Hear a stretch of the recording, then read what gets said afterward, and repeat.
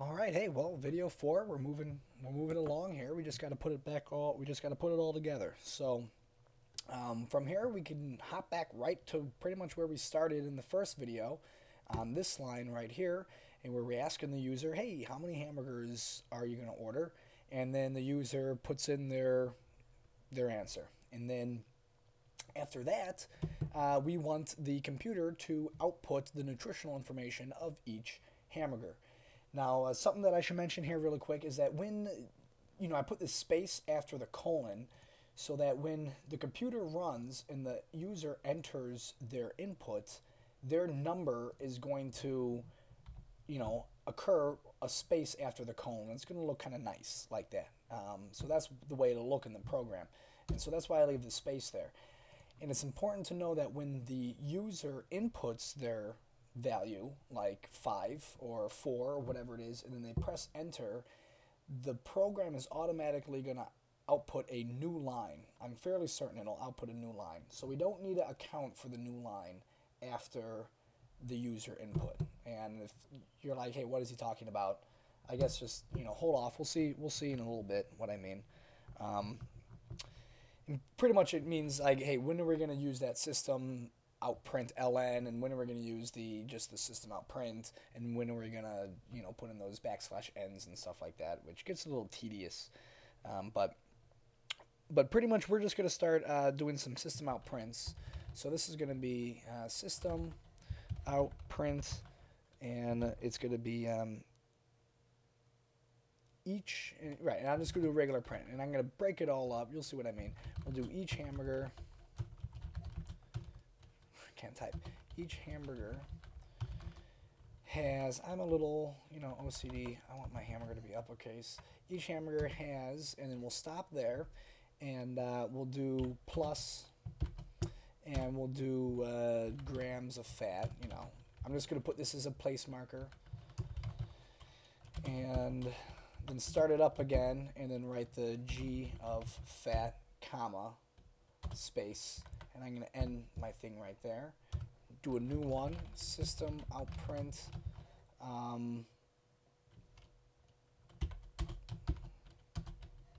grams of carbs,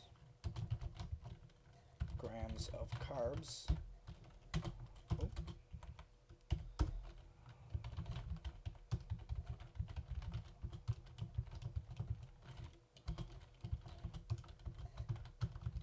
Grams of fiber.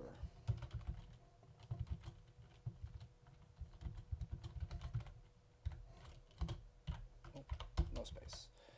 Okay, so you might be like, hey, what the heck is he doing? I'm pretty much just sort of making a template for how that line of text is going to work, and I'm splitting it up into 3 separate system outprints. Now, when I did it on my own, I didn't. I did it as all one system outprint using a bunch of these little pluses. But since on this video I've got to make my screen a little small, it's just a lot easier to do it this way, to break it up into a lot of little lines. Um, and I've just put these as being like my place markers of these variables that I need to call in here. The variables that I've stored from the parameters and the constructor into these: unit price, unit fat, unit carbs, unit fiber. And to get these variables, you need more than just unit fat. If I type in unit fat here, an error is still going to pop up. Why? Because we have a variable down here. Why is it popping up an error? It's because that this variable is going to be associated to some specific object that gets created from this constructor. Specifically, we're looking for the unit fat of hamburgers.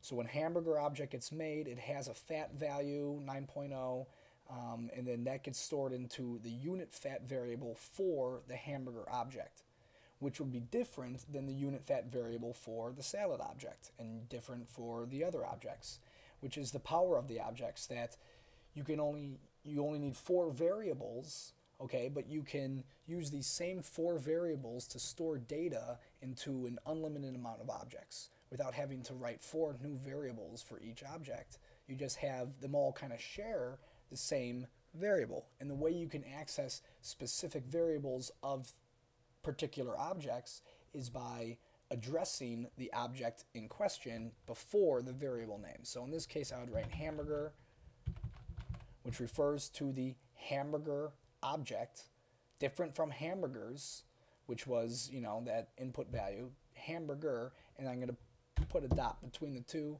and my error should go away. Hamburger unit fat, although should change color. It has not yet, but we'll see what happens there. And the same thing is going to occur for the other ones. So to get the unit carbs for the hamburger object, because we're still working with the hamburger object, but to get the unit carbs, we would need, instead of this, we'd write hamburger unit carbs. All right, and this one likewise is going to be the unit fiber from the hamburger object.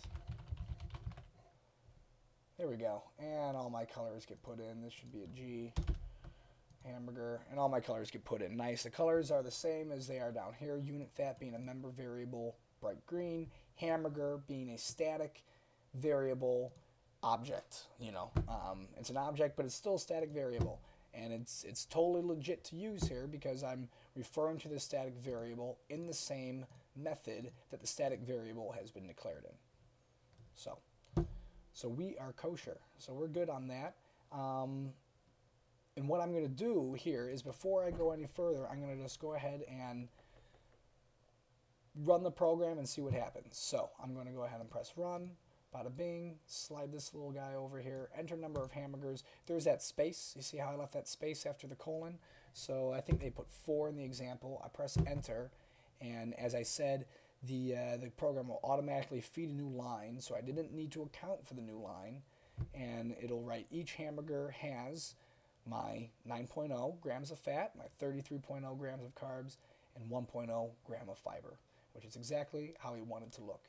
And the 9.0, 33.0, and 1.0 are coming directly from these parameters that you put in here when you made the object. Those parameters get saved to these member variables, and then the member variables get called upon using this sort of notation in the system out print in our main routine. So that's the sort of logic.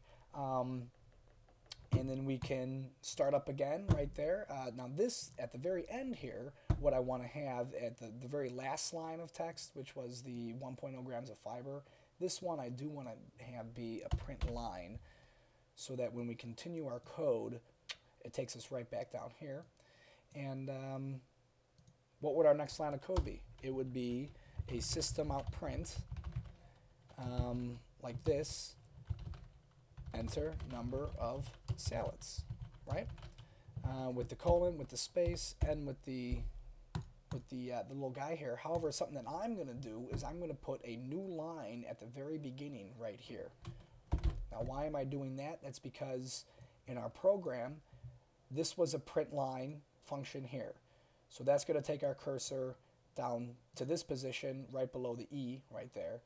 But in the sample output text, there's a line of space between this line and then what the next line will read, enter number of salads. And we want that line of space. So we want to make a second new line. And we can do that, excuse me, by putting this \n before the enter inside the quotations like that. And then we just have 3 new lines of text, which are going to mirror these 3 lines of text. And all I'm going to do is copy and paste. That's going to make your life a lot easier. It's going to make your life a ton easier. Now look at it. I've copied and pasted these 3 lines of text, which are pretty much going to be the same down here with a couple of differences. The differences, obviously, is that this says each hamburger. We now want this to say each salad, right? And these variables are still referring to the hamburger unit fat. But now we want them to refer to the unit fat for the salad object. And our salad object we just called salad. So we just got to change the word hamburger to salad in each one of these little guys here. Okay? And that should work out fine. And that should be our next little, that should be our next guy. And I'll go ahead and pause this and put in the rest of it. Okay, I am back. I went ahead and sort of typed in the rest of all this information. I got all the user in. Well, I haven't gotten the user inputs yet, but I've typed in all the system out prints, and I changed these to enter number of French fries, enter number of sodas. We got the enter number of salads, so those are all right. This was each hamburger has, each salad has. I had to change this to French fries have, and then each soda has.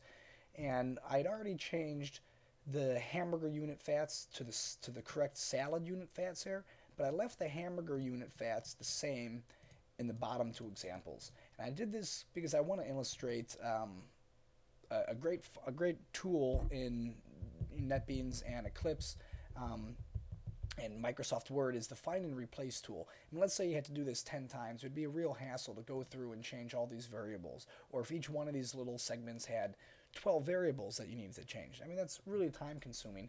You could save a lot of time by putting your cursor before the first word that you want to change. So this would be the first, and when I mean first word, I mean, left to right, up to down. This would be the first hamburger that I'd want to change, right? This is the first one. So I put my cursor right there, and I'm going to press Control F, or you can also just do Edit. I think they have Find and Replace. You can see that it's Control F, but I'll press Control F. Bam, Find and Replace, and it's telling you find what, and I put in hamburger up here, and you can say right now I wanted to replace that one with the object for my fries, which I think I just called fries, right? Yeah, I just called that fries. So I'm going to replace the word hamburger now with fries. And I'm going to say find. It's going to find that first guy, and I say replace. Bam, changes it to fries. And then I say find, goes to the next one. Replace. Find, replace. Now I say find that hamburger again. Here it is, but in this case, I don't want this to be fries unit fat. I want this to be soda unit fat. So all I got to do is just change this to soda and then say replace. And then find, replace, and close, and bam, you're all done. You got it. You changed all your variables. You know there's no typos in there because the computer's not going to make a mistake like that. I mean, you're good to go. That find replace is an excellent little tool, and I suggest getting to know it. The one thing that I did leave out here is the getting the actually getting the input and storing them into these integer values. That was like the first thing we did in the program. And we did that with hamburgers, but we have not done that with salads, french fries, and sodas.